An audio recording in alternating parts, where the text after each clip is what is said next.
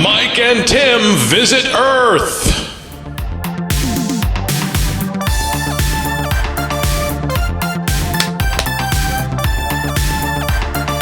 Whoever's editing can get one of those. Oh, I don't know. I didn't know what we were doing. We have to clap so then it spikes with the audio. Things have gotten in some ways things have gotten way more professional with you. But then I think back, we used to do that stand-up New York Labs. I was like, that was very professional too. It was so professional it shouldn't have existed because we had a Telecaster, which is owned by major television networks to run free or to run live shows. Well, something special happened with Rabbit Hole, where not only was the show just special, and we were right about basically everything at this point, but we kept.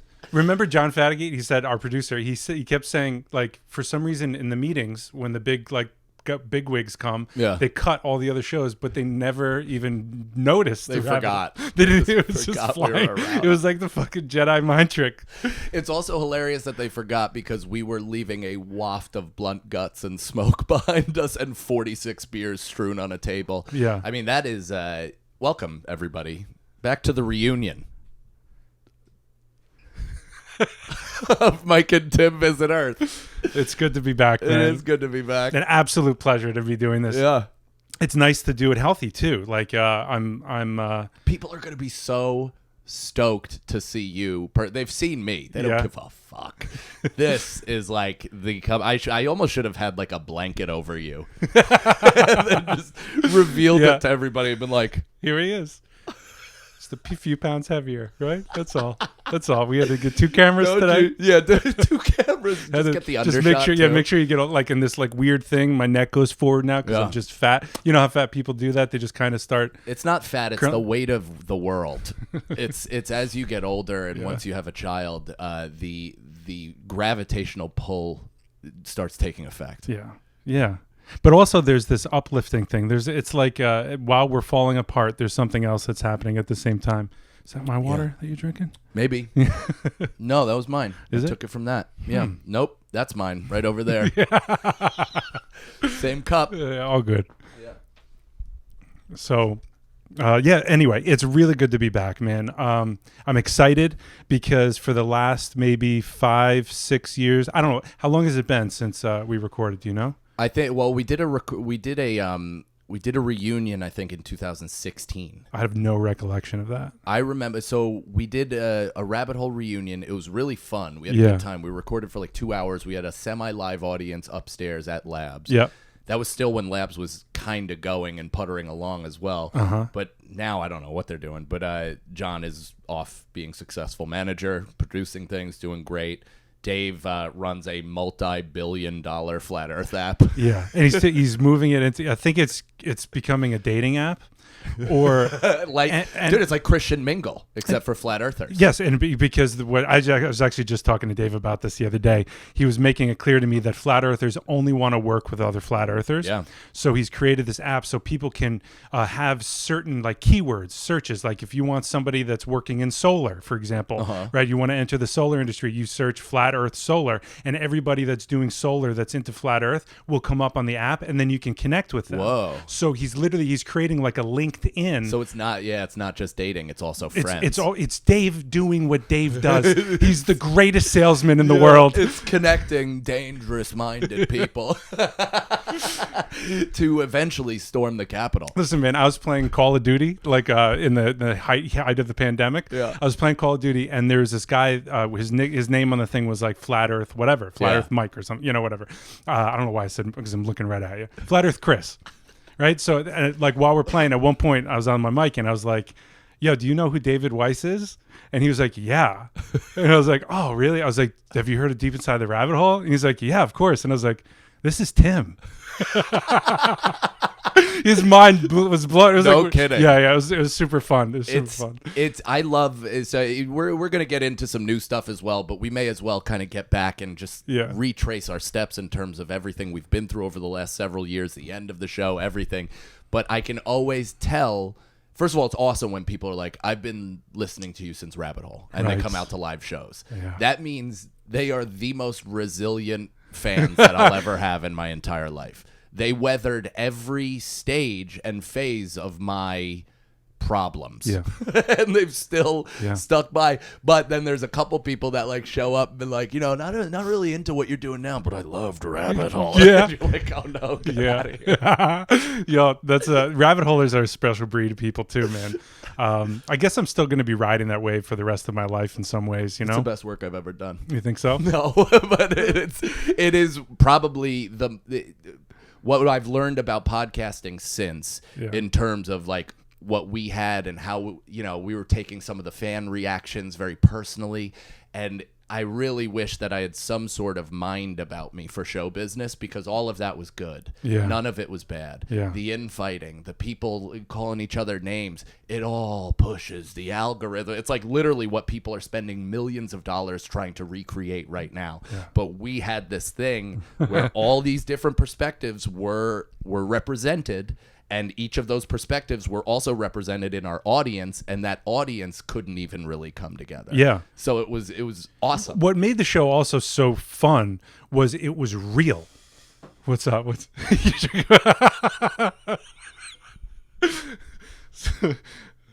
Thanks, man. No problem. It was real. Like David and I, when we were still the Liberty Men. Yeah. Because remember, the show started as Mike Cannon and the Liberty Men. We were meeting with like Wolfgang Halbig, like the head of Sandy Hook conspiracy. Who has since been sued into obliteration. Yeah, so how did I actually don't approach this with Dave. I've never brought it up with him. How did he weather the Sandy Hook thing? Dave, Alex Jones. How did everybody weather? Alex Jones didn't. He got hammered. He got destroyed. And but funny enough, so with that, and it's funny because you feel like the pushback from the audience and stuff like that, but he more or less came out and said he's doing a performance piece, Alex Jones, and said that like, I'm ramping things up. You can't believe this. And then they're like, but you're that was his defense. That was his defense. Okay, and he's a performance artist, right. Which he is. I mean, he is a great entertainer in terms of his presentation and how he gets fired up, and he really lathers people up. But then he also mobilized them to harass some people. Yeah. And that's where that shit just like, you know, that's where Milo Yiannopoulos got really fucked too, because he got not fucked, justifiably fucked and deplatformed because he sent people after Leslie Jones, got her nudes leaked. They put gorilla pictures on like her website. Like it was insane shit. Yeah. Where it's like, if you're a troll, you're a troll. But once then you do that and mobilize an audience to cause harm or harassment, it's like then you're welcoming the judicial system. That's what I mean. We were probably right on the door of the judicial, because I remember going to Oath Keeper. I went to Oath Keeper meetings. You know, I was just like walking in. Hey, let's see what this is all about. Is that the one with the 3 and the stars around it? You know, I don't know. But all I know is I was watching presentations with hundreds of people on Sandy Hook, and I was like, I don't know what's real or not anymore. I'm just floating along here, you know. But Dave was like, you know, orchestrating the whole thing. We're going out to dinner. Like at one point, like we thought we were being followed. It was like, you know, but it was like that was like we were doing it. Yeah. You know what I mean? Yeah. And Dave should have totally been sued. 100%. Yeah. I read this when we were in Bali for our honeymoon. I read this article, and I think it was New Yorker magazine. It was either New York magazine or New York. I remember this article. And it was a huge, long article about Wolfgang Halbig and all the things that he did. And I was just waiting for the next sentence to say DITRH, a.k.a. David Weiss of Deep Inside the Rabbit Hole. And because they named all of his affiliates and all the people, but for whatever reason, they just it was probably because Dave used our podcast to shield himself. Dave is magic. He's like an octopus. He can just change anyway. Yeah. So Dave, I haven't approached it with him at all, and I do not know what his take is. Like, how do you rebound from something like that and get Alex Jones? You mean? No, I'm talking about Dave now. Oh yeah. You know, because Dave was all in too, right? The big 3. Sure, you know, Boston bombing, 9/11, Sandy Hook.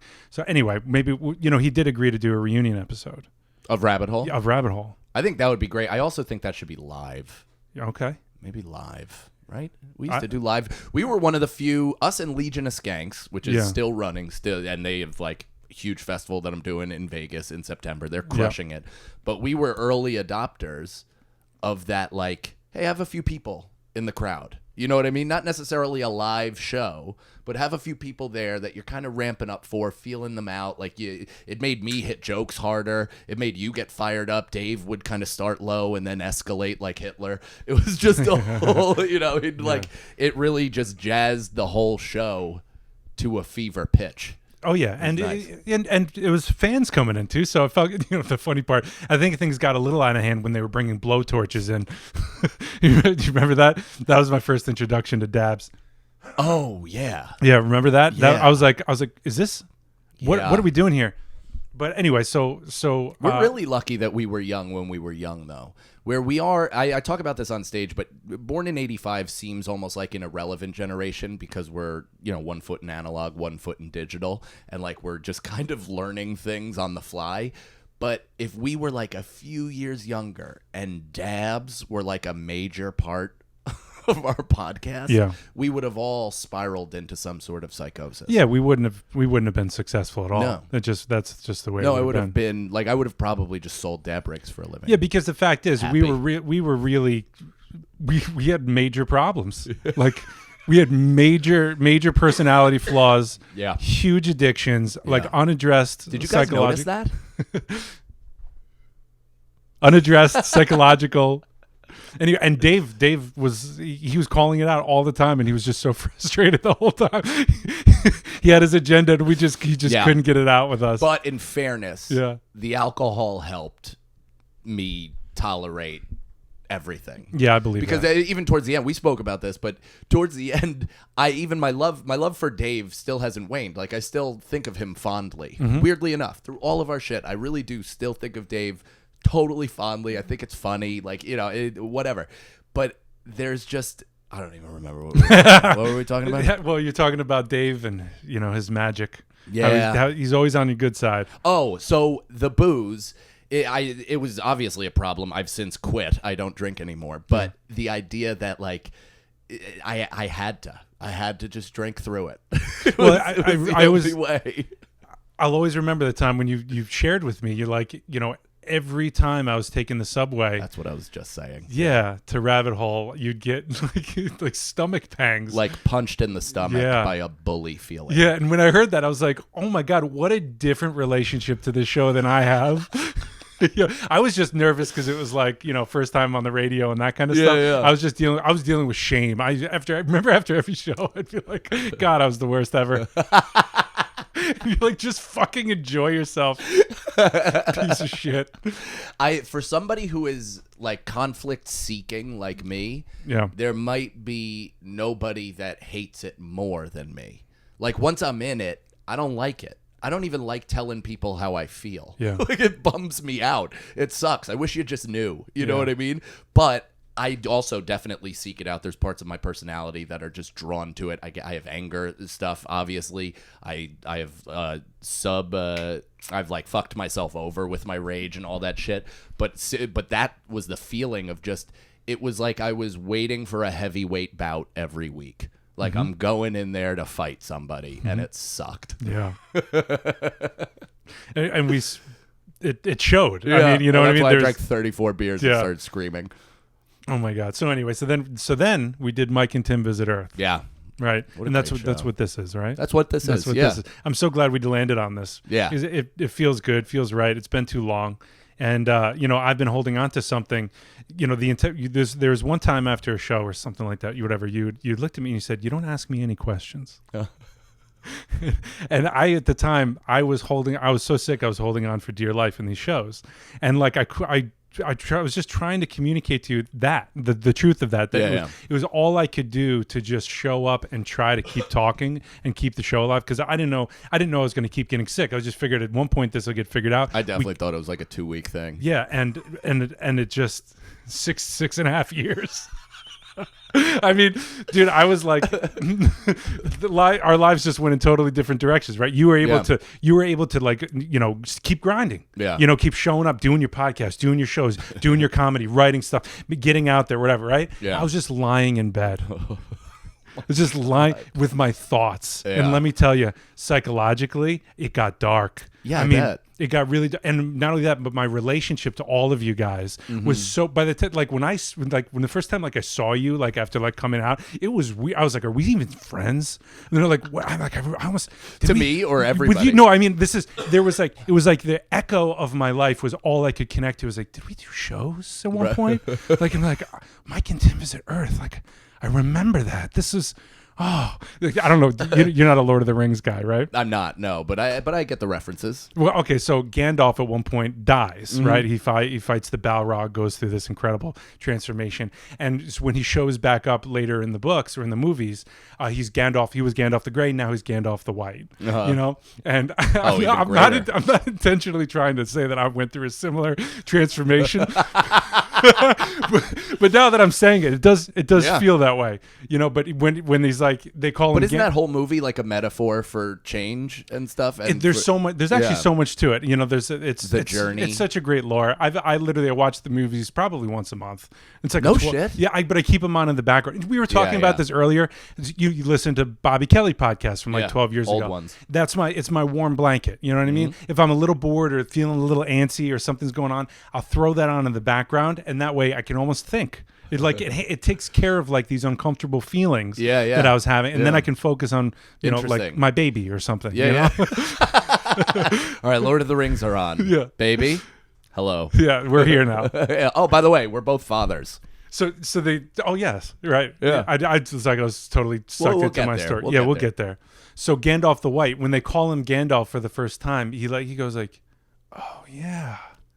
You used to, that was my name. Yeah. Right. And it's weird because it's only been like a few days or like a couple months for them. But for him, it was like, that's honestly how it felt for me. I can see that. It was, I was so disconnected from everything. So it's been, that's why also I kept putting off because you'd invite me to come on shows and stuff like that. Yeah. And I'd try to talk myself into it. You know, I'd be like, it's time. I got to get back out there. And then there's just this darkness. And I would just, throw on Lord of the Rings to shoot you a text. Throw on Lord of the Rings, shoot you a text. I bought these like $350 beanbag chairs that I just curl up in the beanbag. One's out there right now, right? There's actually two on top of. We don't know what to do with them.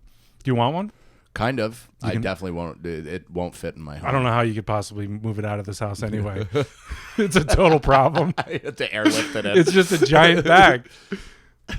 What? It's just a giant bag.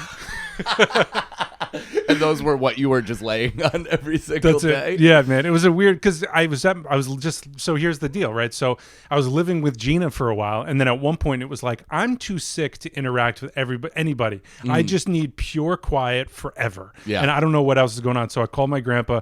My grandpa has like a huge house where he only lives on the top floor. So he's like, yeah, take the bottom floor. So I basically just moved in there for 2 years. That's right. And I was just quiet. Yeah. And let me tell you, it was some of the best times of my life. It was just me. Nobody called. The funny thing is, when you stop calling people and you stop going out and you stop going to events, even your closest friends just stop calling.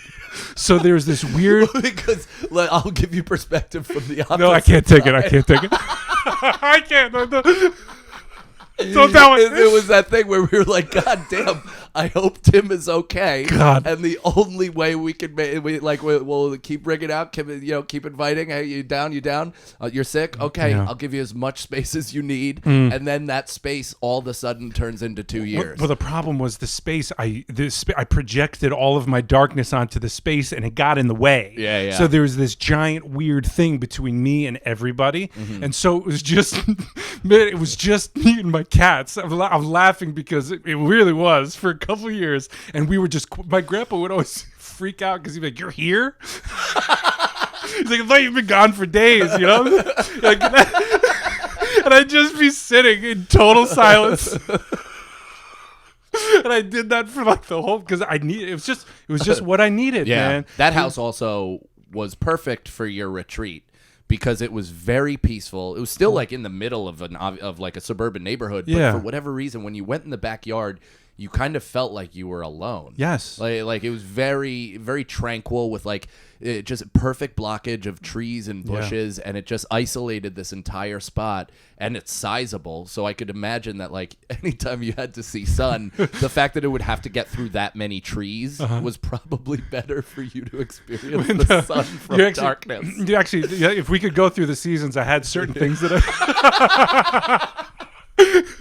There was just weird shit that I would do. Like in the wintertime, this is just because I just needed to get through the days and I didn't know what to do with myself and I didn't know what was going to help or hurt or not. Yeah. You know what I mean? Yeah. So I'd literally I did this thing called praying to God. Where people do this, right? But to me, it was this whole other thing. It was this whole other thing where I would just like try to connect. Like if there's any kind of intelligence out there, please just guide me as what I should do next. So I did end up doing things like it'd be like 0 degrees and I'd throw on like 8 layers and I would just lie in this like on these rocks in the snow, and I just lay out there for like a couple hours. So anyway, there's just it's very funny because I feel like I obviously wasn't sick, but I went through Geneseo. I did like the same stuff, like where I was maybe the darkest I've been in terms of like my psyche and shit. And I've done it since also, but there were times where I would, we've spoken about this. I'd go out in the field, especially in the winter, because nobody would be outside, and you just kind of sit or lay there and just think,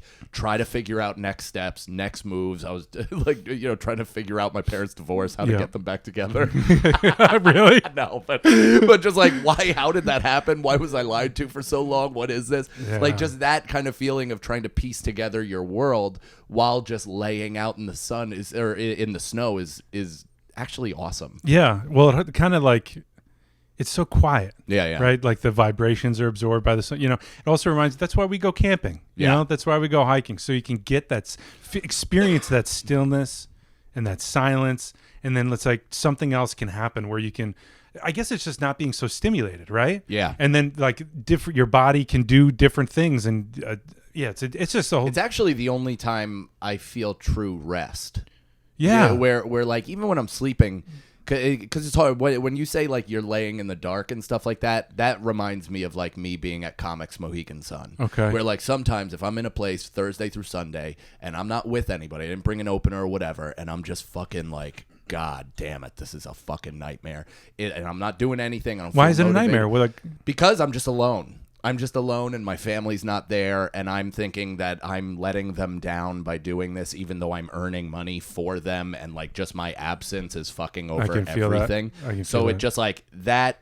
I've by the way, I have like severe OCD that I did not have diagnosed. Yeah. I didn't know I thought OCD was the doorknob stuff and like, the flicking of the lights. Could be thinking. It's thinking. And I have that really badly, and I've had it since I was a kid, and I always thought that eventually it'll go away. Eventually I'll be unbothered. Yeah. But it only escalated, and my brain only is able, like I have to just almost audibly tell it to shut up when it cycles and keeps flipping shit over and over, and it just is the same thought or the same 2 thoughts recycled for hours. Can you, like, I don't know if you can do it now because like we're recording, it's kind of like, it's hard to like zone in on certain stuff, but can you notice that there is an aspect of your being or an aspect of your consciousness that is pushing the thinking forward? Yeah. There's a mechanism, right? There's an evil me inside of me. Okay, this is what I'm getting at. Trying to destroy me. So some of what I do with my clients, and I'm not like certified to do this at all. It's kind of just like make it up.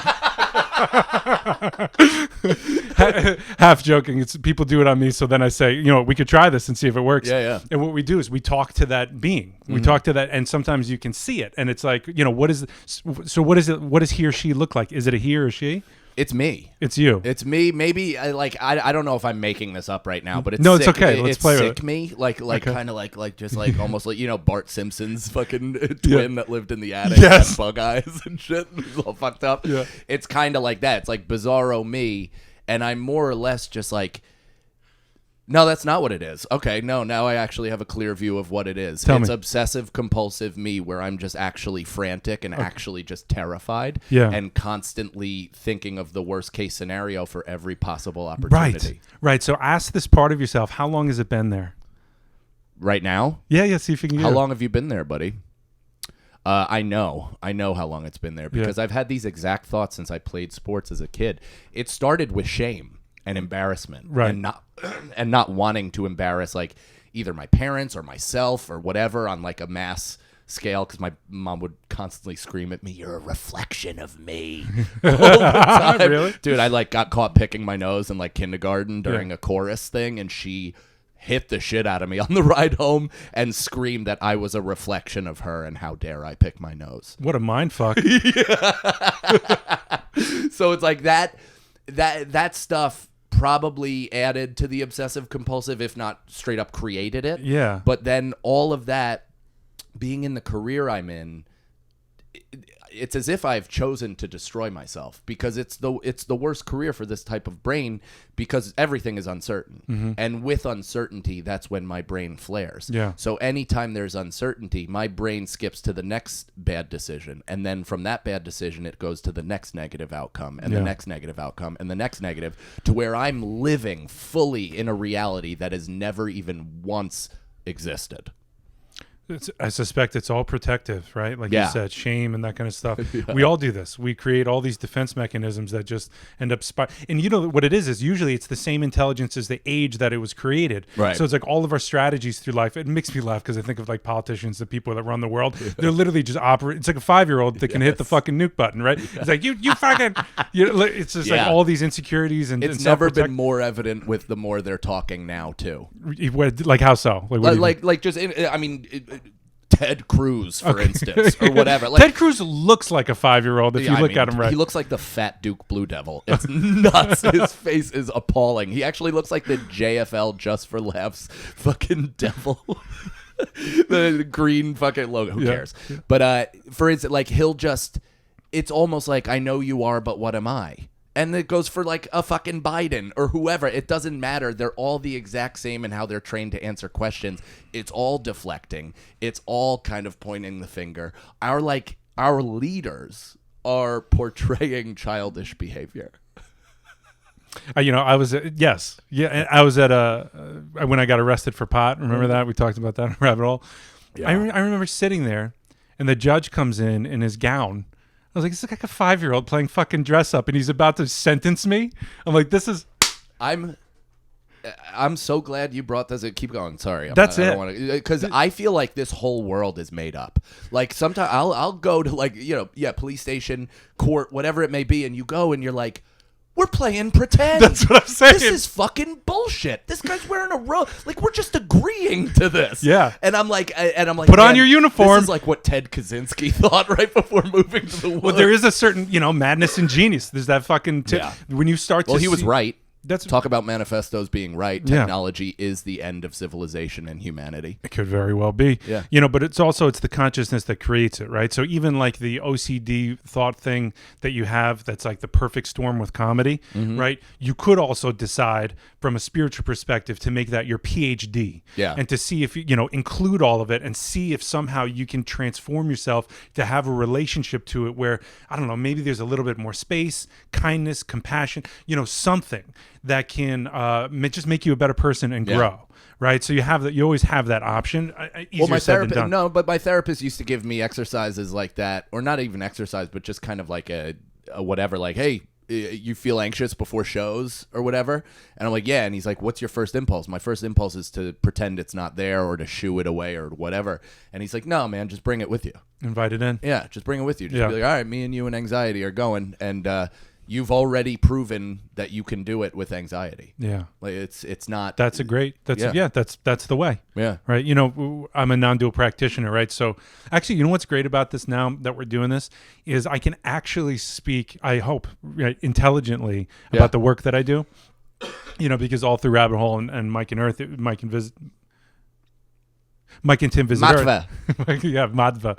While we were anyway, I wasn't really. I tried so hard. You were in the school. I tried, and I was trying to. It was inside this process that I really like. I think I did a lot of damage in some ways because I really portrayed aspects of the school that I didn't quite realize how mixed up my exploration of reality and what I was understanding, and like, David Weiss in my ear and that kind of stuff, Sure. how it got mixed up with the healing and awakening work that I was doing. So the way I communicated it was very exciting, and all that kind of stuff, but it didn't touch the essence of what I do. And now at this point, I'm just happy because if it does come up, we can actually have like a real conversation about it. And I hope it does come up. Well, I'll also, bring it up. Yeah, I mean, speak about giving yourself grace and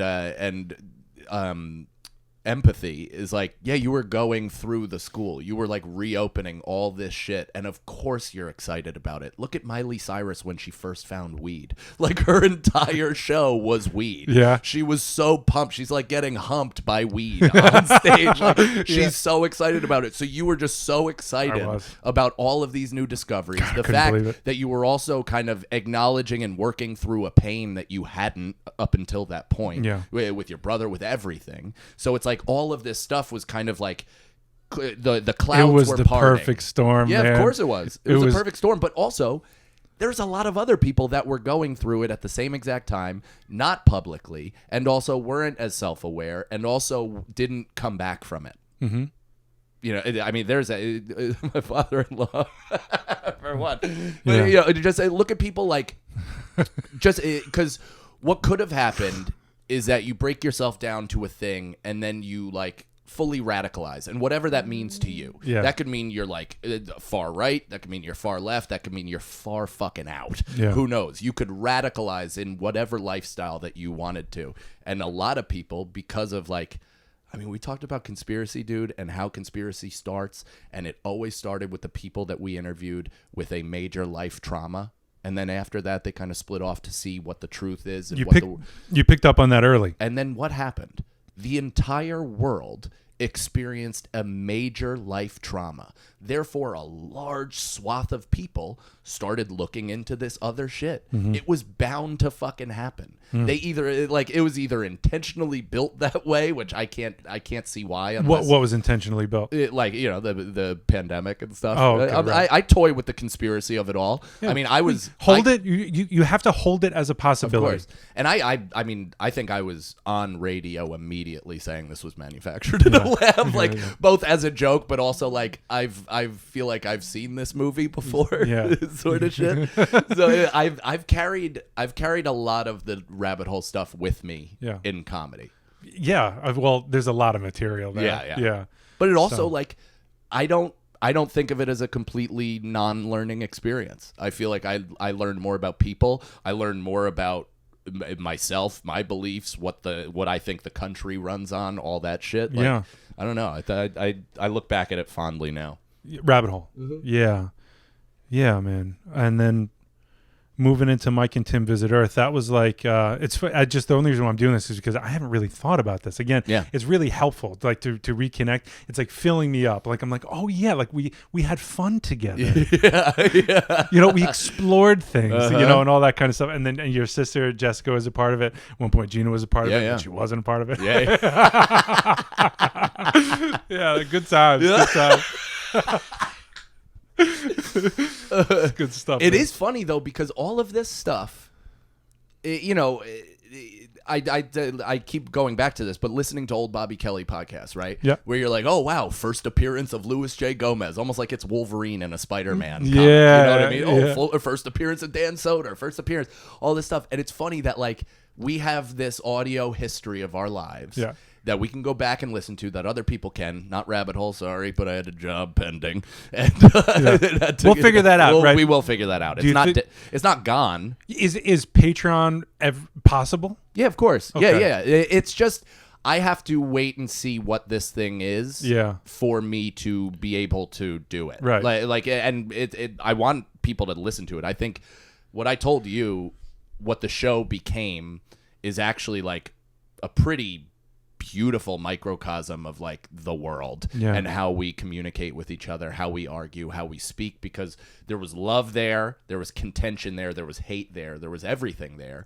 And so there were times when we'd come together, there were times where we'd break apart, splinter, there were times where we'd have fun, there were times then we'd fucking scream. It was just a pure example of discourse. Yeah. And that, like, I don't know. I love that. I don't think people take the show like that, obviously. Yeah. Well, no, some do, man. Some people, like one person said it Yeah. was just like, this is genius. Yeah. Like, and like, I'm not saying like, oh, we're One genius. person. No, yeah, but one person Yeah, said yeah. that, and it struck me because I was like, oh, he kind of gets it. Yeah. You know, the dynamic was there was nothing else like it. Yeah. Nobody was doing comedy and conspiracy. Yeah. We were the first. Right now, everybody's doing it. At least I think. I don't know. It's definitely more. I mean, there's corporate entities doing it now. We're like, what do you mean? Like Barstool has a conspiracy show. Right, bro. You gotta. Yeah, right. yeah. You got it. You It's kind of have to mainstream now. hit every angle of every market, man. You gotta. You gotta.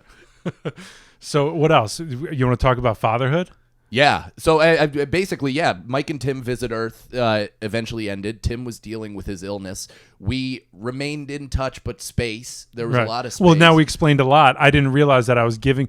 I thought everybody just forgot about me and moved on, and I was filled with. I bet. Oh, that sucks.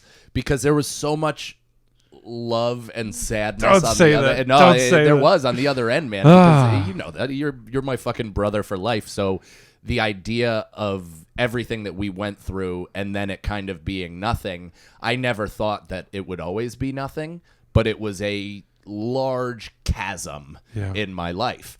And so the fact that now we're like coming together, we have kids, we live near each other, like it's cool. It's fucking awesome. So with or without this, I'm grateful for this. Appreciate that. Yeah. Yes, same deal, man. It's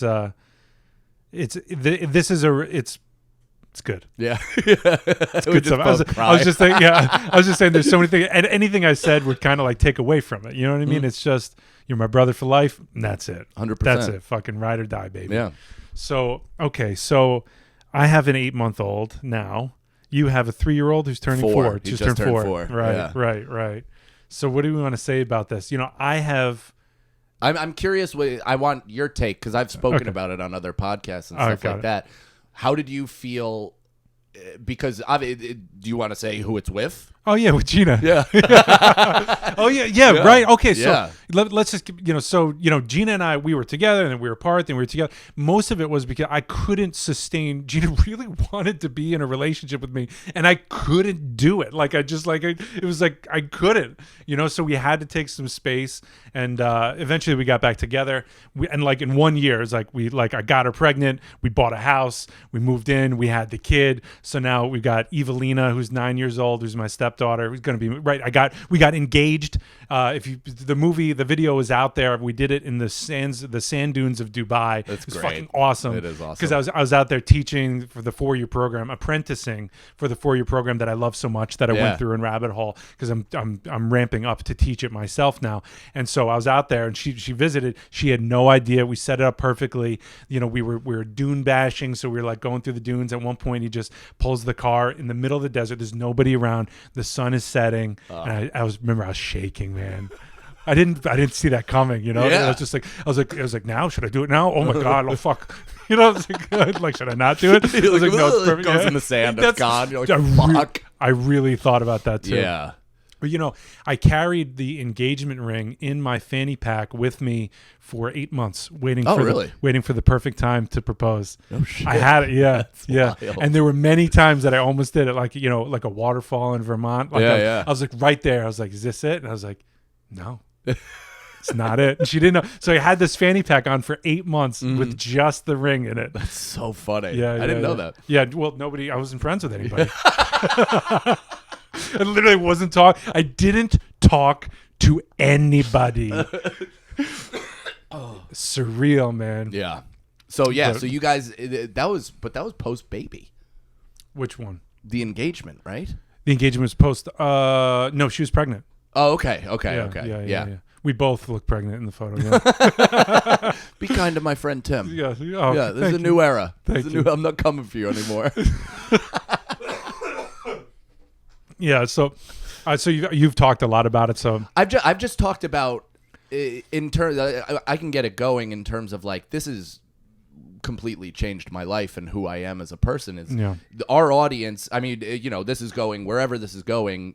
people know me from comedy podcasts mostly. This is probably the most serious talking that they've heard me do. Oh, really? But because they're not familiar maybe with like Rabbit Hole or Mike and Tim, where we used to talk about like expansion of consciousness, our dreams, like things on like a sincere but also adding a comedy to it and all that shit. But now it's like everything that I do is all just comedy, because as probably a response to all of that shit. I wanted to get away from talking about my feelings because I felt like I was either exposing too much of myself or nobody was interested. You know, all self-esteem shit. Yeah, I was like, that sounds like a story. It's just like, it's all self-esteem stuff, dude. You read a couple comments and then you think that's what the world thinks, and and I start doubting everything that I've ever done or who I am and what makes me me, and it can fuck with you. Yeah. But what fatherhood has done has like, it bats that shit away for the most part, but it's calcified my focus in the sense that it's hardened everything that I'm going to get in terms of money, career, everything, what I want to do, what I want to create, what I want to leave behind in terms of artistic legacy.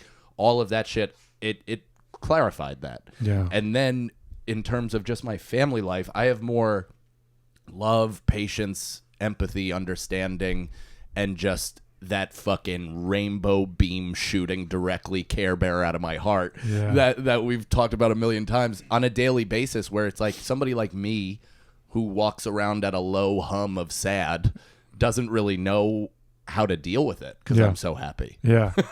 You know? Yeah, it's so funny. So like I totally agree, right? Because you know, we right now she sleeps between Gina and I in the bed, and like I don't want to, like, I wanted that to happen forever. It's just it's the best, you know. Like, so you know, she wakes up between 7 and 8 a.m.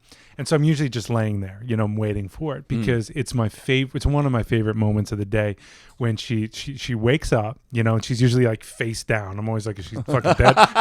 You know, she's like face down in the bed, you know, and then I see like her eye open, you know, then she turns it, you know, she starts looking around, and then there's a big smile. The next thing is she's just awake, big smile, and then the first thing she sees that's interesting, she makes a beeline for it. She wants to put it in her mouth, right? So it's like, that's it, we're up. You know, she's up, we're up. And there's this the love. The love is profound.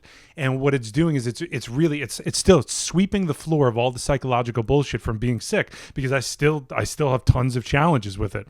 And where was I going with that? Oh yeah, so even just this morning I looked at my schedule today, and it was like clear until 2 p.m. where I was going to do this spiritual healing thing that I love. And then 3:30, you're coming by and we're going to record a podcast. And then I just have a healing later on tonight with a client that I love. Right. Yeah. So I looked at my day and I was like, you know, and I was like, at first I just ignored it. And just felt terrible inside. And then I went back to that and I was like, why do I feel so terrible inside? And I was like, I heard a voice in my head that was like, this day is gonna fucking suck. You know, and I was like, whoa. I was like, that voice has probably been there for like 3 or 4 years, and it's been ruining my days. That's probably been my attitude. But it's been my love for Alma. That's her name, my daughter Alma. It's been my love for her that has like it just like it expands and it meets this darkness, and then they just kind of hang out to it for a little while. And if I notice, if I'm quiet enough, I can start to hear those voices, and it changes your life. Changes your life. It's classic flower through the crack of a sidewalk. There you go. You know what I mean? The lotus in the mud. It really is, because I was dealing with a bout, as I do, of depression the last like, I guess like 2 or 3 weeks, and I was kind of coming out of it recently, and I'm battling it. I'm dealing with it, and it's an ongoing process that I'm working through. But it fucked me up more because it's the first time since Crew was born. So I haven't been depressed. I've felt like obvious anxiety and sadness, but I haven't dealt with that like not wanting to get out of bed feeling, that like not feeling up for living feeling, like just that shit. I haven't dealt with that in 4, almost 5 years. Even since Nicole was pregnant, I was like, it like instantly changed my life. As soon as she told me I was pregnant, I was like, I'm done drinking. And she's like, what? And she's like, we're going to New Orleans next week. I was like, after that. I was like, I'm done drinking after that. I'd basically smoked the whole carton. And then, you know, like your parents do, they catch you smoking cigarettes, and I'll just smoke the whole carton. And then after, they're like, you want to smoke anymore? No. That's what I did with booze. And then So I've kind of like made it through this whole time, and I almost felt like I had a handle on it. Like, you ever feel like you figured it out? Yeah. And you're like, oh, my mental health is like no big deal anymore. I've never felt that way. I haven't either until this. Yeah. Like, until this, where I was like, it's still hard, but I'm doing it. I'm battling through it. I'm so motivated to be a great dad because of all the shit that I've been through. I'm so motivated to be a great husband because of the shit I've seen. I'm motivated to be good at comedy, to my career, to everything, be a good friend, all this stuff. And then it fucked me up when all that stuff was like overshadowed by the dark. Yeah. Because I haven't had that in a while, for over 4 years, and it was just like, oh no. Did you get out of it? I'm in the process. I was out of it last week, and then kind of repoked again in the last couple of days. But I'm doing a lot better. Yeah. What's your take on medication? In terms of like antidepressants? Yeah. I wouldn't be opposed to it at all, but I do want to exhaust every option before then. Yeah. And I don't know why. I just I worry from a creative standpoint, similar to like Kanye, where he has like these episodes. Yeah. And then he says he doesn't like taking his medication because it dulls his creativity. Yeah. And it fucks with him. Like, he can't do the things that he's good at or likes to do. So that scares me more than, like, I feel like I'm tough enough to even withstand the most potent suicidal thoughts. Good. Which is maybe the dumbest thing anybody's ever said, but I think it's, the fact that you're even saying that, it's a good sign. Yeah, right? yeah. You're not like, oh, I can lift 400 pounds, and then you get crushed underneath it. Yeah, It's a different kind of thing. No, and I'm also like, the difference with being a parent, and maybe you'll have this feeling. Sorry, I just looked up and saw that swastika, and then realized that it was part of like the occult symbolism, and I was like, oh, okay, it's not as bad as I thought. You having a swastika up in your there? office? Yeah. No, the swastikas, It's a pagan thing. It's used all over there, actually. Yeah. Well, it was wild to be in Bali, dude, and I'm like being blessed in some insane fountain, and then I come up and just look a swastika dolphin right in the face or something. I'm like, what is happening? Bali is special like that, right? Yeah. I did some of those baths too, and that was the best. Yeah, and afterwards I felt so like different, Yeah, I was just coming down with another sickness. But at the point in time, I was like, Gina, I was like, wow, I'm like really feeling the spiritual aspect of this. Like, wow, it's like in my body. And it was like 2 hours later, I'm like, fuck, I'm just sick. Just green, just fucking sick. So what were your feelings? And was this planned for you? The baby? No, Gina says it is. Okay, but not for me. She says we agreed on it, and that's why it happened. But to me, it was a total surprise. No, it sounds like Gina and Nicole did the exact same thing. Where Nicole was like, once she told me she was pregnant and saw that I was excited, she was like, I've been setting intentions for this for the last year. And I was like, what? Like, it happened before I left for the Middle East. I've told you this story, right? I think so. Yeah, it happened right before I left for the Middle East to perform for the troops. I was like stealing valor, joking the whole time, literally came inside of her and said, I'm deploying as a joke, like as a goof. And then I came back home. She wasn't home after 2 weeks. She wasn't home right away. I smoked weed. I hadn't smoked in 2 weeks. I'm out of my mind. She gets home. She's like, I think I need a pregnancy test. And I'm like, okay. What a time. Yeah. I was like, this is crazy. Took it. She got in the shower right away, which I found to be weird. I was like, what is that? And then I'm like bleary-eyed, stoned out of my mind. I go look over, and it looked like it was carved in, like the most permanent plus of all time. Clear as day. You are fucking pregnant. What'd you think? So I was like stunned at that and at how instantly happy I was and ready to go. What a great sign. Yeah. Like, to the point where I was like, holy shit, we're pregnant. And Nicole was like behind the shower curtain, like, what? And I like went like this with the shower curtain. She like braced herself. Pregnant. Just classic Italian lady.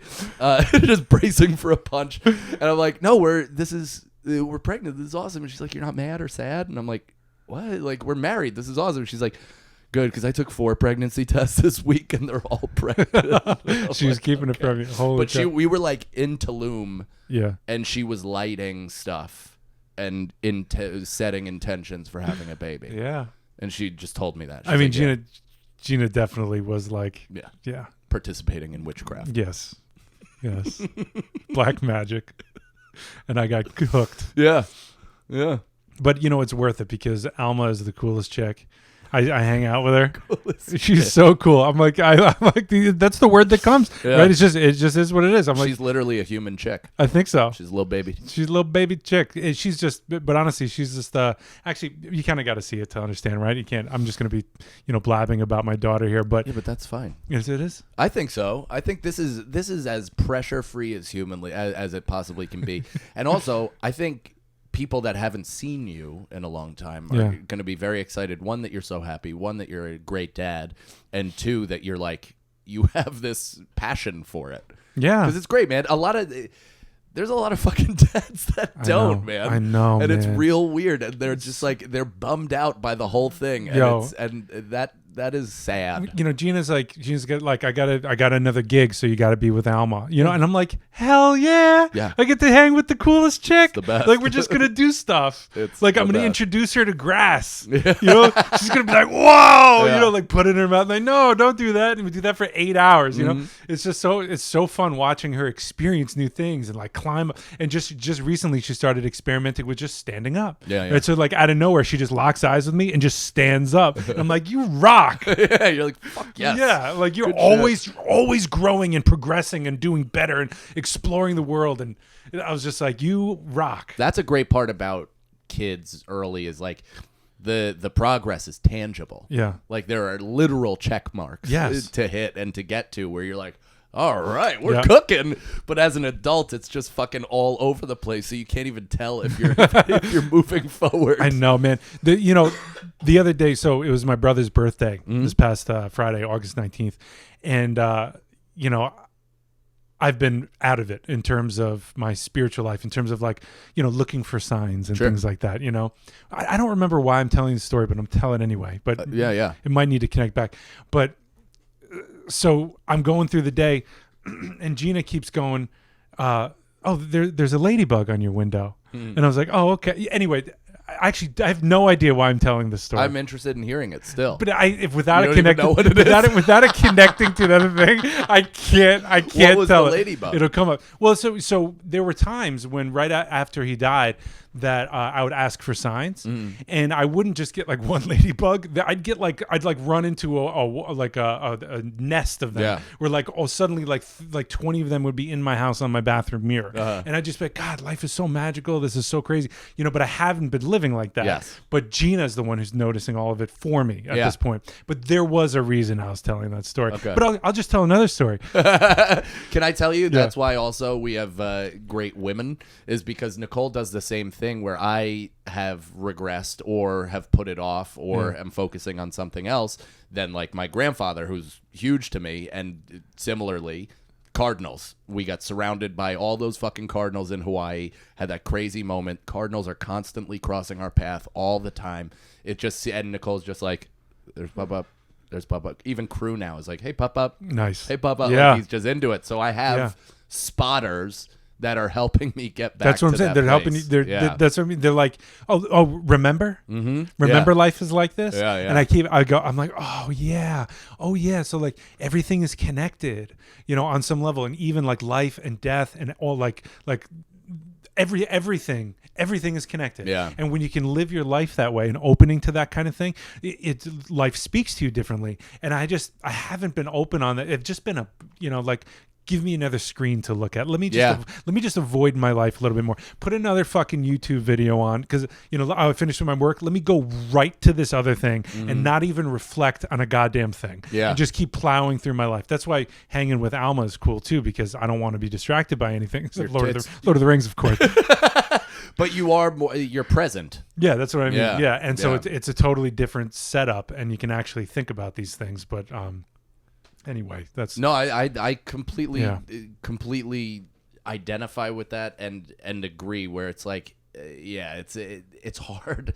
This is where my depression lies, where it's like I make my money and my living doing this, but almost what I wish for on a daily basis is a solar flare. Is like something to just knock it all out. Yeah, just get rid of, like, because it fucks with me, man. I'm a comparison guy. Like it's the theft of joy, as everybody said, and it is true, where it's like I'm doing all these things and I'm looking at the next person. I'm trying to like level up and be with these, and do all this stuff, but it like and that I only have that perception or perspective from the phone. I wouldn't be able to do that if I was just in my life all the time.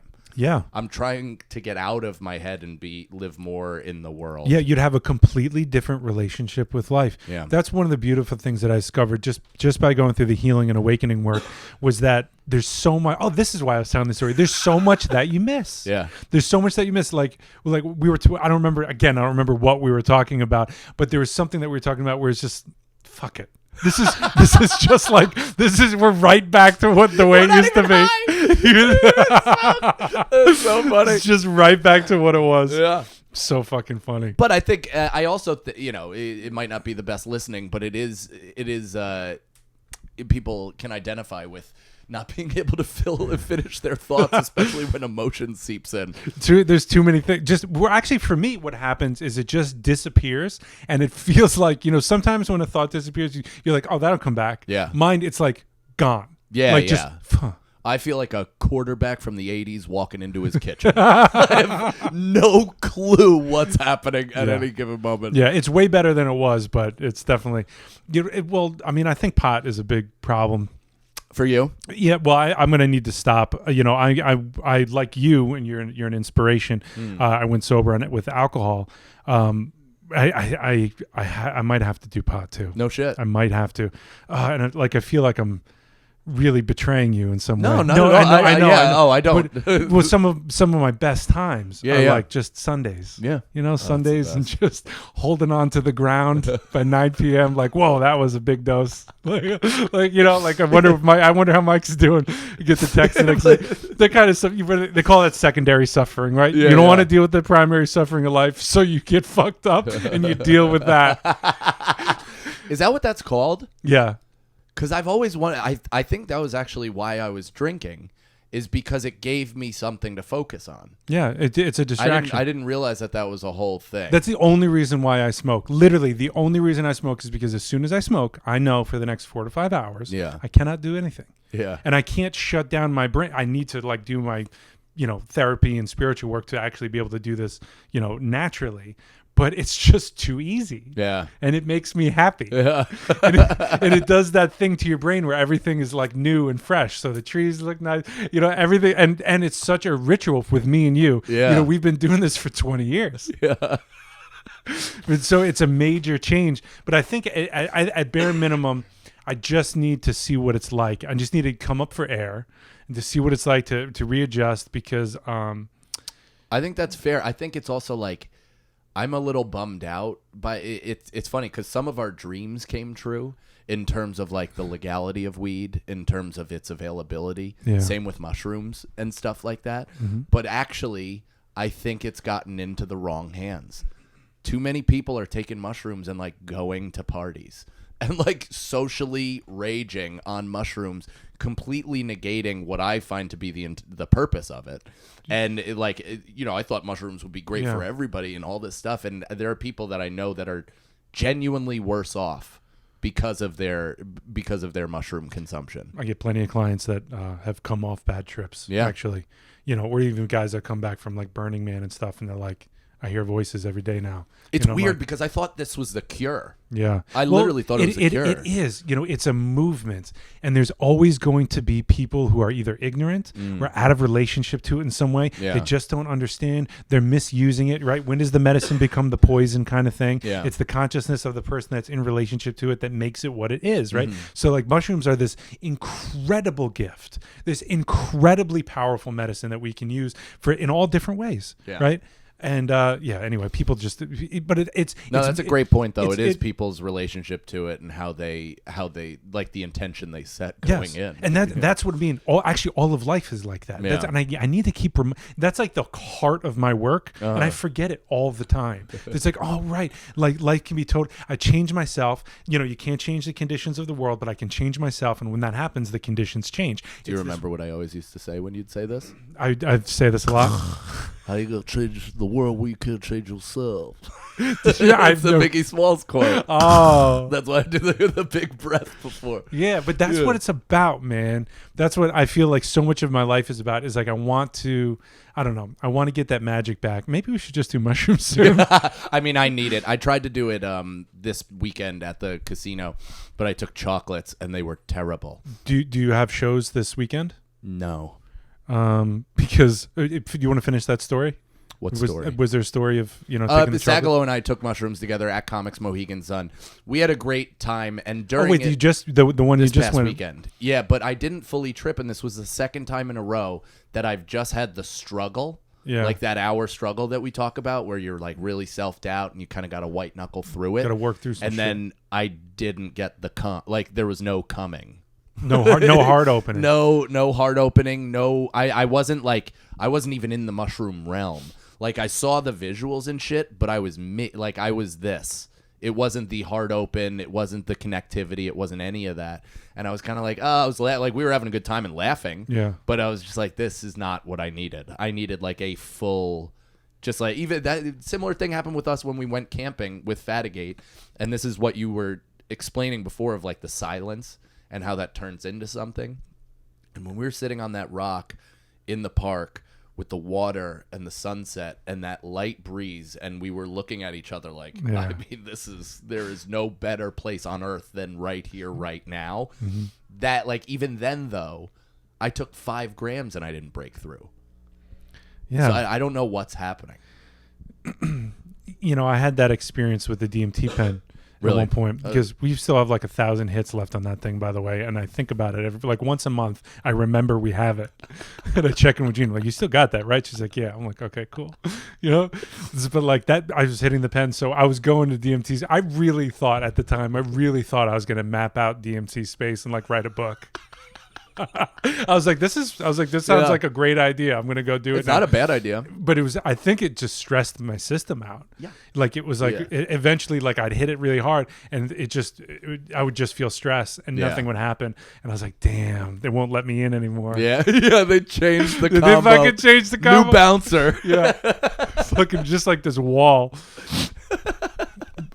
But we'll fix that with the mushrooms because I got a lot of them, and the reason why I bring that up, if you got nothing going on, listen to this. I was just at a bachelor party, and it was a great bachelor party because there was some boozing and stuff like that, but it wasn't like crazy. Yeah, we did play bass. It was pretty crazy, but it was a good group of guys in the sense that they were all doing mushrooms. Yes, and so we were all like we couldn't play like beer games while we were tripping, but it's such a cool bachelor party because it's just a good time when you do that, right? Instead of like Coke, yes. It's just a totally different vibe.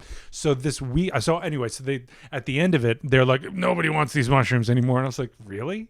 I just fucking put them in a zip and just threw them in my freezer. That's now I have an enormous amount of mushrooms now. That's excellent. That's what I'm saying. All right. And so for those of you that don't know William Kern, maybe you could check out Rabbit Hole or other things, but he's a friend of mine. He used to do the World Meets America report, that radio show, and he also used to translate articles from around the world into English so that people could understand what was going on in the world and what they were saying about America. So anyway, I want to do like news programs with him, but I got to get him out of his shell because he's like in hiding, and that's the most I'll say about him. Like we love him to death. Hope you're good, William. I'm kind of jealous of your relationship with Brandon Sagalow. Brendan. What did I say? Brandon. Brandon? What everyone says, and it's going to kill him. Edit that out. No, I'm kidding. So, wait, Brendan like Brendan McCoy? Yeah. Brendan. Okay. Oh, interesting. Yeah. Weird. Seems like a Brandon. So anyway, I'm not like really jealous, but it sounds, when I called you the other day, and you were like, yeah, I'm driving to Mohegan Sun. It's just me and Sagalow and whatever. I was like, damn.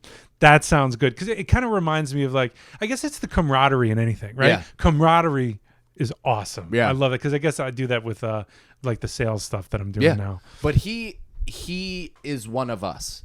Like it's actually stunning how unathletic he is and how no sports he's played, but he's still one of us. And we bonded, like our group of friends bonded initially over sports and all that shit. Yep. But he can hang, and he is like. I'll tell this story, right? So I haven't told this story on any podcast yet, and it just happened a couple weeks ago, and it actually kind of started my spiral. So I've been hurt from playing basketball, like just straining my back, straining every muscle constantly. I'm just always trying to just like work it out, but I'm still playing because content. So I'm a little hurt. The night I have a game the next day. It's the last game of the season. I'm at the Comedy Cellar. We're hanging out outside. Beautiful summer night. We kind of clock this guy down the street running up into people's faces, putting his phone in their face. And we're like, what the fuck is that? Whatever. Go back to our conversation. We're talking. I go to turn. Out of nowhere, the kid's with his phone in my face. In his phone, or on his phone, are like epileptic seizure lights. Like pulsing, blinking, super fast, all over. So he's like trying to fuck with people in a pretty shitty, dangerous way. So he's doing that, and I go already fantasizing about beating the shit out of this guy. All right, so I go, dude, get your phone out of my fucking face. And he goes, why? And I go, get your fucking phone out of my face. He goes, why? You can't touch me. And I'm like trying to walk away, and he's like keeping it in my face like this. I go, that may be true, but if you graze me, I'm throwing you through that fucking window right there. That's what I said. Like he was like here on me, like right here, and I'm like I'm like leering over him, just like I'm gonna fuck you up, dude. I'm in no mood, and he's like, oh yeah, and like it goes into Brendan's face. Brendan has no, in my head.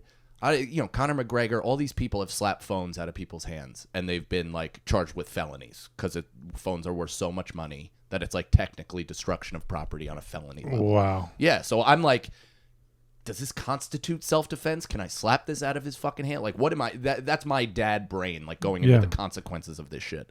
He sticks his phone in Brendan's face. Brendan smacks it out of his hands. He goes, get the fucking phone out of our face, dude. Justified. Right decision. I don't know if it's legal, but it was right. So the kid goes, what the fuck? He's not homeless. He may be on drugs, but he's lucid. Like he's making eye contact. He's just fucking deranged and a cocksucker. And he kind of reminds me of Ken. Yes, he actually had very mushroom Ken can't reach me shit, but lucid. And you're like, man, this is weird. And so he goes, you knocked my phone. Brendan goes, you did that to the kid. And the kid it goes to Brendan, like gets in Brendan's space. Brendan pushes him off. The kid tackles Brendan. Oh. Immediately. This is in front. We're walking away from the Comedy Cellar, away from the bouncers, everybody. As soon as he tackles Brendan here, I'm here. As soon as he tackles, I see his ribs. And I'm like, I'm going to make kindling out of his fucking ribs. Yeah. I'm just going to destroy him. And as soon as I cock back, I was like, assault. Like, I immediately was like, assault, dude. You can't go to fucking jail. You have a kid. What are you doing? You're 38 years old. Stop what you're doing. So I grab him.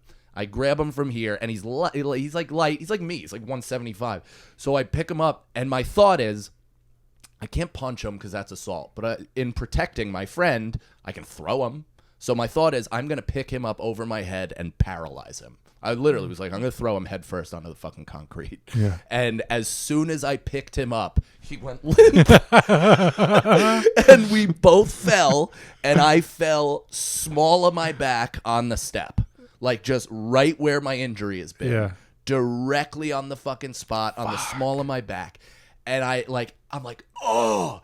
And I feel him turning because we're still like hugged up. And I feel him turning. And I'm like, oh, this guy's going to stab me. Yeah. I was like, oh, shit, I'm going to get fucking stabbed right now. So because I'm a psycho and I don't take jujitsu, but I watch a lot of TikTok. Yeah. I just was like, hold him to your body. Don't let him make space. He can't hurt you if he's held in tight. So I held his fucking body into me like a caring mother and locked him the fuck up and literally whispered in his ear like, you're never getting out. I go, I'm never letting go. Like I'm fucking Jack in Titanic. And I'm like mushing him and just holding him. And I look up and like 7 or 8 bodies kind of close the light of the sky. And I'm like, I'm going to get fucking jumped. Like, this sucks. I'm literally going to get fucking jumped. So I'm like, oh no. And actually we're getting picked up. It's a bunch of people picking up some bouncers from the comedy club. Brendan, another comic. And I'm still not letting him go. And finally he gets pried out and he goes and just sits down at a cafe. That's Ken. And Brendan and I were like, what? And then just kept walking down the street. And I was just like, I don't know, man. I'm at like fever pitch of not liking people, because comedians, diner waitresses, and cops all see people at their fucking absolute worst. It's like comedy club behavior is at an all-time low. People don't know how to be in public, and/or they don't give a fuck about other people to the point of disrupting in angry ways all the time now. It's like hugely. Plus, TikTok clips and Instagram and shit are all heckler or crowd work based, so people think that they're actually part of the show now. It's a fucking perfect storm nightmare. So I'm like in that space. Then we get kind of attacked. And it's like this whole fucking thing. My back is fucking killing me. And it's spiraled into all this other shit. And that was literally the catalyst of my 3-week drop in depression. Wow. Yeah. It's a hell of a story, man. You know, it's scary because you could have been stabbed. Totally. You know what I mean? Totally. Like you were in a situation that could have gone way wrong. Really, really wrong. And man, to be elevated the way you were, right? You know, like I'm not even kidding about those thoughts too. Like I wouldn't lie. I had those thoughts in the moment of like punch, felony, no. Yeah. Like that shit. That's what I'm saying. Like good for you. Yeah. I don't know if I could have done it. I know. You know, because I don't think about that shit for some reason. I always think I'm going to get away with it. I do. I always think that. And McDougal has so many cops. It's just like we would. That's what I was worried about. Is like the cops would show up late and see me fucking kicking the shit out of this kid, right? And then I get billy clubbed or something. Like I don't know, man. It's scary. Yeah. But it's also like my podcast producer, Nicole, who's like a 6-inch woman. She's like Thumbelina, could fit in your pocket. Just got randomly punched in the head. By a guy? By a guy. Just a guy. Just kind of saw her. Punched like her in the head. On the kept street? It moving. Yeah. It is funny because it's like, what? Just a fucking glance fist off the head and just walked down. Probably went to lunch. Yeah. It's reminding me of a guy on the east side one time, Lower East Side. He was walking down the street, and everybody, I think you ran into this guy as well. Everybody that he saw, he would lunge at them like he was going to stab them. And then he'd pull back and he'd keep walking. And he was doing this. He did it to me too. Fucking, they're out there, man. They're out there more than ever, which is funny. You know, of course. Listen, I'm not one of those New York is a cesspool, it's a nightmare. No, New York is back, but there's also with it a lot of unaddressed mental health shit both caused by the pandemic and or exacerbated by it. Yeah. So people that were struggling but on a manageable level are now like me and having a tough time, or it can spike even higher. And then those that weren't even functioning are fucking on another planet altogether. Yeah. I didn't even notice the pandemic. Nothing changed. I just stayed silent, you know? It was so fucking funny, man. Actually, I'll tell you what changed. I used all the money that they were giving us to buy PlayStation 4. And that's how I started playing Call of Duty, meeting flat earthers, you know? That was my... See? So the government did orchestrate it. Oh, right. They gave you the money to go do that. Rothschild, no less. They knew what you were doing. Using the Rothschild name. Oh, I thought that was an outside person. The cat. Hanuman? Yeah, holy shit, that's scary. Oh, she's got the happy tail. She's ready. She's ready to rock right now. Hello, Hanami. She'll come crawl on you. There's nothing you could do. All right. Oh. She's a bundle of love, man. Yeah, she's like she's my favorite cat. You know, I got to talk about my cats for a second. I've got Hanuman and Kirtan. I got them 8 years ago because I was just having these constant thoughts. I was living with Kate Wolf at the time. Had a dream about her the other night. Hopefully Gina doesn't listen to this. So it's like, it was funny because something happened. Like, hopefully I remember all these pieces, these stories because I'm jumping around. But something happened where like there was anyway, something happened and I thought, oh, that would have been a funny thing to share with Kate. And I was like, I haven't had that thought in like 5 years. So like, that's interesting. And then I have a dream with her, right? And in the dream, man, she was not happy with me. Oh, so it's like life. So I was like, honestly, like it happened and I was like, oh, I remember. Thank you, subconscious. Like you. So I was living with Kate at the time. And I started to get this, just, you know, you start to have thoughts and you start to listen to something and it's like, I want cats. Yeah. You know, and I was like, I need something. My thought was, I need something to keep me grounded, because I was like, even though I was living in my car for a while, and I was doing all kinds of crazy explorations. I didn't have a home, whatever, but I loved it. It was like some of the funnest, craziest times of my life. Super exciting. But there was like really like crazy behavior still, where like I like lived with Kate, but I'd like go to the car with like 2 bottles of champagne and listen to Ram Dass and just fucking drink them at like 3 a.m. Like I had these weird. That is antisocial behavior. It was super weird, man. And I did. I would listen. Honestly, I would just. I don't find anything wrong with it, though. It made me really good at understanding the nature of reality and spirituality, and it gave me so much language to communicate the things that I was exploring. The problem was I was just absolutely killing myself in the process.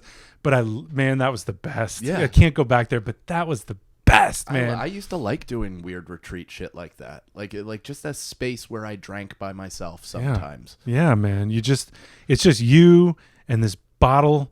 Yeah, and you're just gonna have a certain time. Like, did you ever watch? Oh gosh, it was a biker gang show. It was like 8 Sons seasons. of Anarchy. Sons of Anarchy.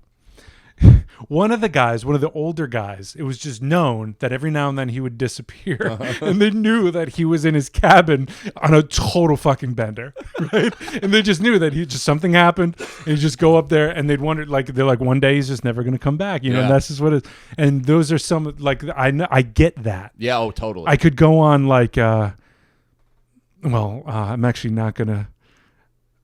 I could go on year-long benders. Oh, easily. You know, like easily.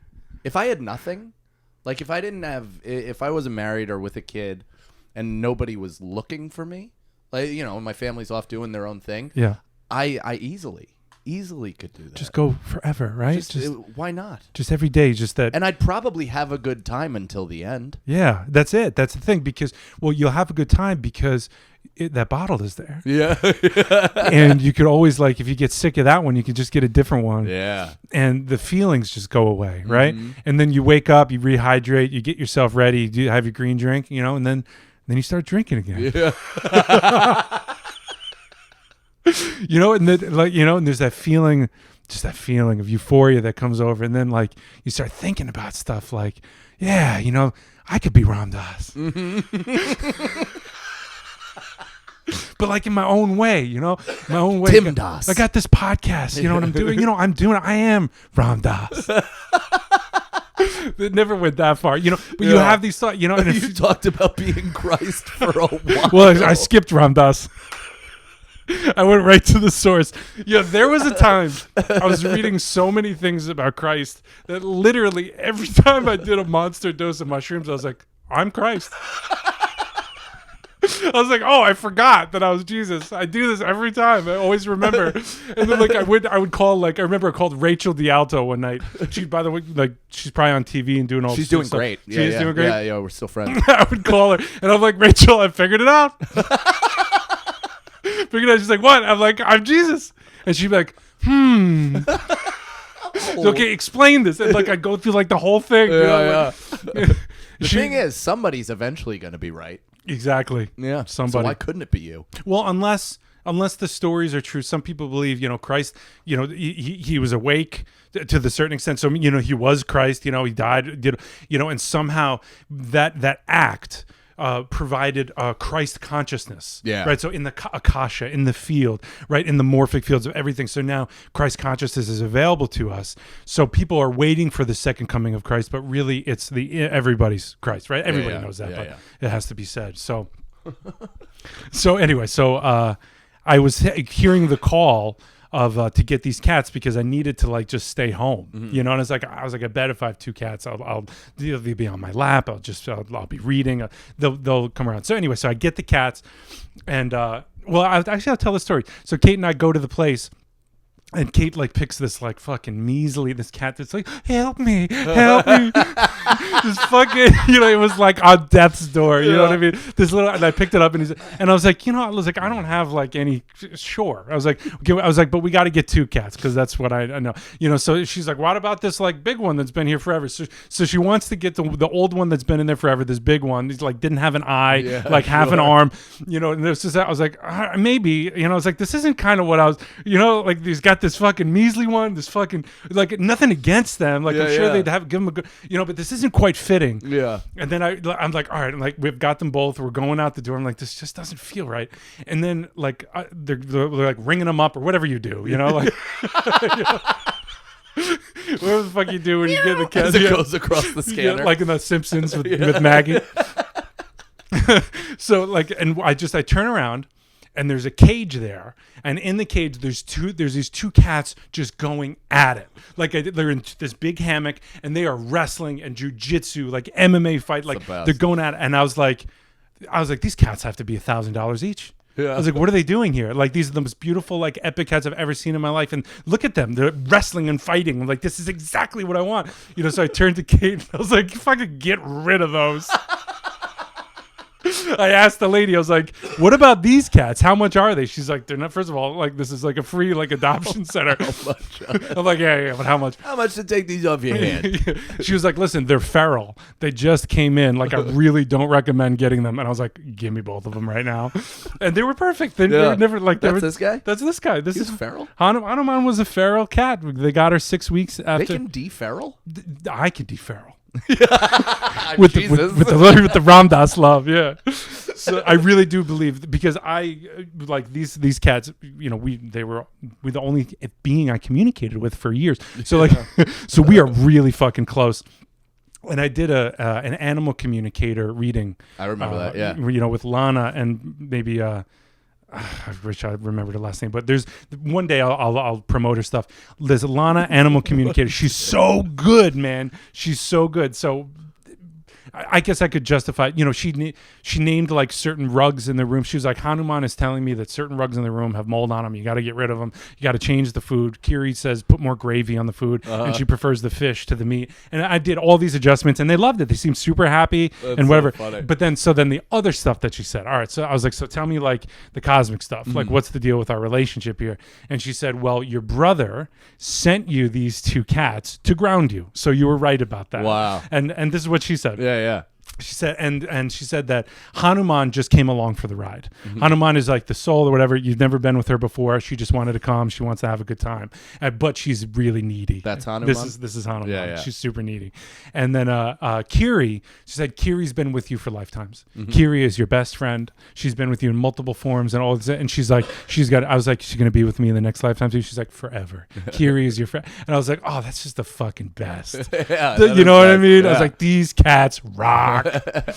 So anyway, I think the final thing I'll say about my cats is our love is so strong that I can bring them outside. They stay with me. I've taken them camping with me. It's so good. They don't go far. That's unreal. They just stay with me. Yeah. They're just like, let me go check that out. Let me come back. We're still cool. Like, you still love me. It's crazy that you've taken them camping. It's the best. That's awesome. It's the best. Kind of like roaming with raptors. They freak out at like 4 a.m. They like start rubbing their nose against the tent. They're like, let us out. Like, what the fuck is going on? Where's the litter box? I think that's probably why. That's definitely it. Yeah. I was like, that's a crazy piss. I don't know what that's all about. They want to. That's so funny. I do have to wrap this up relatively soon, just because I've promised Nicole that I was going to take her out to dinner. Yeah, cool. That's fine. Yeah. I'm sure we were talking about something before the cats and we derailed, but I mean, we can call it now. Here's the thing. We have a lot more to go to. We don't know what this is or what this is going to become, but this was just a fun hang and a reunion of Mike and Tim Visit Earth. There will likely be more. And let us know what you guys think and what you want to hear, what you want to hear us talk about. Give us some direction. Do we have an email still? matvepod@gmail.com, perhaps? I mean, it never deletes itself. Yeah, no, so I think it's still on my phone. Yeah. Or, you know, hilarious. just email rothy80@gmail.com. Or That's just my person. DM me or what, or you. Oh, or, right. You're on social media. I'm on social media. Yeah. I got to get back on. So I'm going to start gotta doing get that. back, yeah. I'm going to start doing it. I'm going to get clips where this is going to be proper. Yeah? We're going to do it up. Okay, It's going to be cool. great. Yeah. We're not going to make it too crazy because I think we vibe well in lo-fi. You know what I mean? Yeah, I'm down with that. Like yeah. I think this is perfect. We get 2 cameras. Who knows if either of them are on anymore? I keep thinking, I was like, did I keep the mic anywhere near my face today? No idea. This is getting back into practice. Yeah. It was good. Well, you're like, you're in well-oiled machine. But not together. Not together. It's great. Right. Yeah. Right. But we slip back in. I think it's about 10 minutes, but we got Yeah, there. yeah. In the beginning, I was like, I feel like fucking energy just shooting out of my ears. Well, that's what happens when you have a lot to say. I know. Is it all comes out in fragments, and we're both so excited that that's exactly what it was. Yeah. Well, man, I love this. Yeah. I'm so glad. Oh, the cat's free. Oh my God, so much dust just in the air. It's because it's all air. So, yeah, dude, I love this. I'm so glad we did it. Me too. As much as, you know, I hope that your other stuff works out, which means that we wouldn't be able to do this. I wouldn't be so unhappy if Me it didn't. neither. And we could continue doing this because I love you, man. And I love you. Yeah. This is great. All right, cool. Peace.